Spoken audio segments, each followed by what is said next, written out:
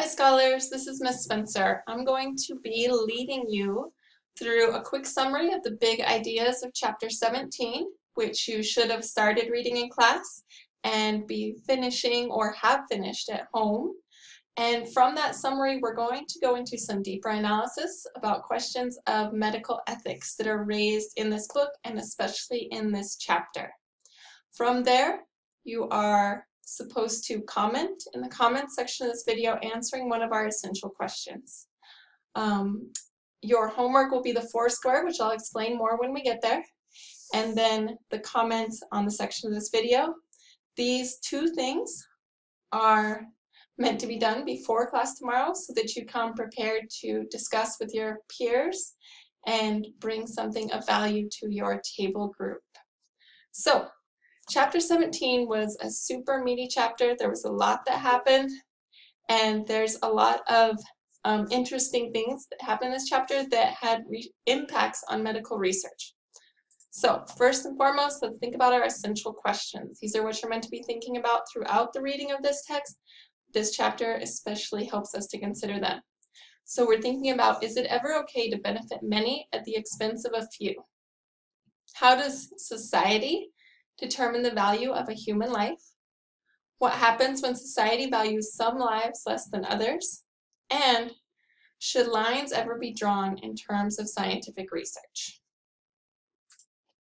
So the big ideas in chapter 17, big things that happen, main events. This is your summary. So in the mid-1950s, there was this researcher named Southam, and he started to get paranoid about the fact that all of these researchers were working with HeLa cells. He started to wonder if the researchers themselves could catch cancer from working with the cells. He was thinking that the cells were everywhere, they were probably all over their labs, they were probably breathing them in, and so he was curious if him and his fellow researchers were at risk for cancer because of working with HeLa cells. So to test this idea, to see if cancer was contagious, he started by injecting 12 cancer patients, people who already had cancer, in his hospital with HeLa cells. He mixed them with a saline solution in a syringe and injected them into people's arms to see if they would cause tumors. They did cause tumors. All the patients got tumors. He removed all the tumors, but in many patients the tumors kept growing back over and over again. But he thought, well, okay, so people with cancer maybe can't fight off cancer. This doesn't necessarily tell me that cancer is contagious in this way. So he decided to see what would happen when he injected cancer cells, the HeLa cells, into healthy patients. He wanted to find out if healthy patients' bodies could fight off the cancer with their immune systems because their immune systems would be stronger. So he chose to do this research at an Ohio penitentiary. He asked for 75 volunteers. He ended up with 150 volunteers, and these people were all aware that they were being injected with cancer, unlike the previous cancer patients who did not know and were not told. So these men all volunteered. For many of them, when they were asked about it in the press, they said that they felt like it was making up for some wrongdoing, that maybe they could benefit medical research. So what he found, the results of doing this research on the men at the Ohio penitentiary, was that essentially their bodies did fight off the cancer.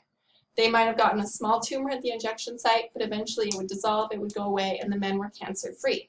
He also found that the more cancer, the more times he injected cancer in the men, the faster their bodies would reject it.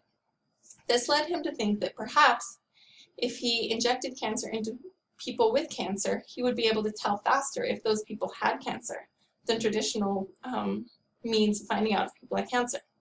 Or that if he injected healthy people with cancer, their bodies would reject it quickly, so he would know they were truly healthy and didn't have cancer.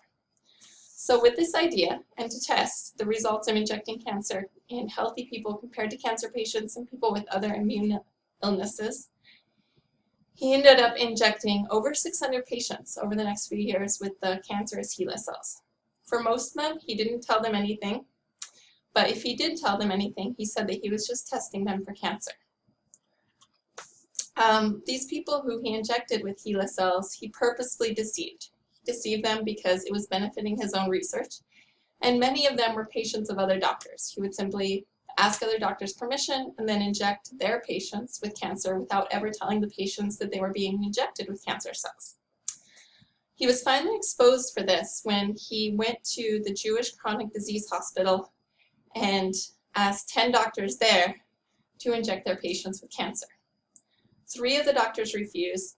They sent their letter of resignation to their boss, and they also sent their letter to the press, to the media. So this caused a big uproar. People realized that a doctor had been injecting patients unknowingly with cancer, or the patients hadn't known, and people felt like this was wrong. A lawyer saw this, and he knew about a case that was happening in Sweden at the same time, where a doctor was being charged for violating the Nuremberg Code for something similar, for also injecting patients with viruses and with cancer when they were not made aware of it. So Southam was taken to court by this lawyer and sued because he had violated the Nuremberg Code. The Nuremberg Code is also what the Jewish doctors who refused to inject their patients with cancer were citing as their reason.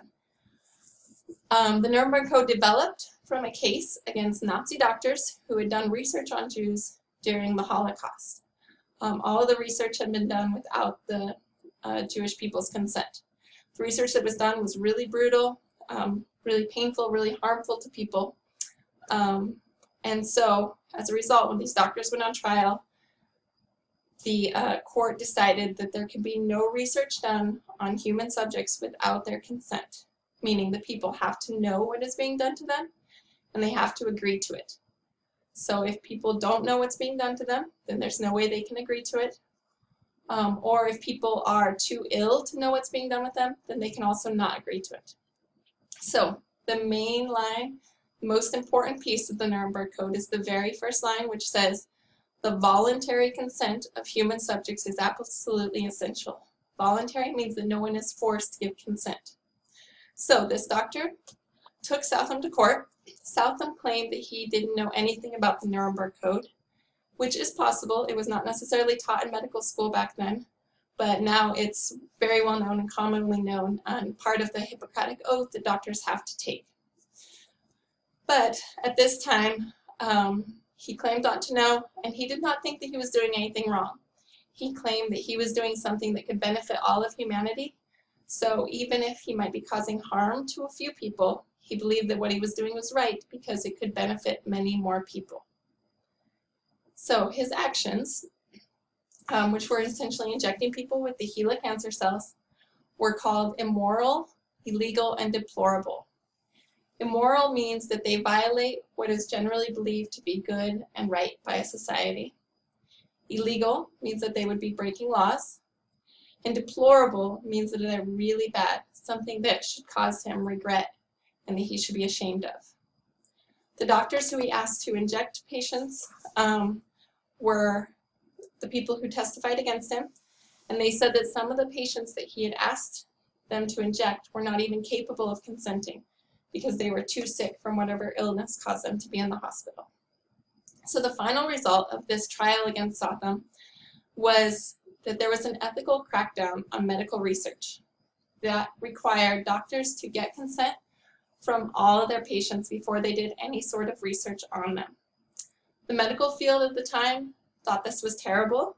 They said that it would stop medical research, that it would stop science, and that it was just a dark day for the entire field. Naturally, this did not happen. There's still plenty of research subjects who are willing to give consent, and it's more common practice now today for research subjects to get some sort of compensation for participating in medical research. So now we get to your analysis. That was your summary of Chapter 17. As you do this analysis on your Foursquare, make sure that you refer to the book and you use evidence, okay? So the questions that you're answering are, at the time that Southam did his research, was it illegal for him to inject people with cancer without their consent? In the next box, you're answering, was it immoral for Southam to inject people with cancer without their consent? And is it immoral to inject people with cancer even if they do consent? So think of the prisoners there. Last, was it deplorable for Southam to inject people with cancer with or without their consent? Is injecting people with cancer a deplorable action? And for the final square, you're giving your own thoughts, your own opinion. So I want you to tell us how you would feel if someone offered you money to be injected with cancer for research purposes. What would your reaction be? Is there any amount of money that would make it worth it for you to take the risks of being injected with cancer for research purposes? Final piece for your homework is to answer one of these essential questions in the comments below. Feel free to think deeply. You should answer within at least one sentence or a couple sentences. Please do not reply to each other's comments. You'll have a chance to discuss them in class. And make sure that you bring your Foursquare to class because you're going to be discussing that with your group as well. So plan to bring your Foursquare completely filled out with your answers to those questions using evidence from the book, and to also have completed your comment on this video so that you are prepared to discuss your thoughts with your classmates. If you have any questions, please email me, email Mr. DeHaze, or email Ms. Guzman, and we can help you. Have a great night.